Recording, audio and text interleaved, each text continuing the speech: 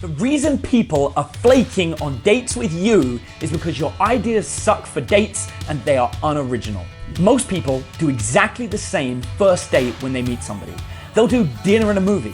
But dinner and a movie sucks because you're trying to hold a conversation down while you're eating, and then if the conversation does start to flow, you end up in a movie being completely silent and sitting there staring at a film before you both say goodbye after losing the connection that you built earlier. Some people will suggest going for a coffee for a first date. The problem with the coffee is almost synonymous with the idea of, and now we're dating. And so there's this added pressure to it that makes people not want to go. And lastly, people have this vague thing where they'll say, let's hang out, with no real explanation of what it means. And yet most people know that it means, and maybe we can do Netflix and chill afterwards. Each one of these dates is not only boring and terrible to make a real connection, but it's come about because we've forgotten what it means to have a real date. You see, once upon a time, you knew what a good date looked like. But as we get older, society has convinced us that what makes a really good date is something that we shouldn't be doing anymore because that is what teenagers do.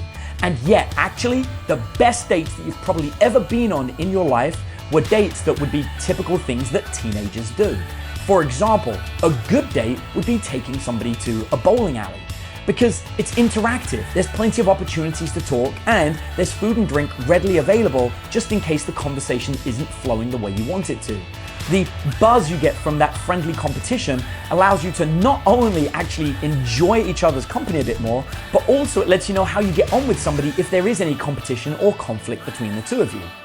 Other great first teenage dates would be things like mini golf, which are a great way to spend some leisurely time out and about while having, again, some fun, light-hearted competition, which allows you to focus on something outside of the conversation if you're struggling for something to say or something to talk about. Another great first date is actually laser tag or go-karting or anything that you would typically have done as a teenager.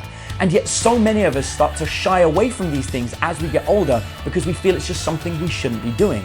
And yet there's no real hard and fast rule, nothing that says that you can't do those fun dates and enjoy the activities you used to when you were younger. And I promise you that if the first date you take somebody on is doing one of those kind of activities, it triggers nostalgia, which actually makes you stand out from the rest of the crowd and any other person they've been on a date on, at least in the last few years. And that's gonna help you have a better date, a better connection, and ultimately, you're gonna find it a lot easier to meet somebody that you really like.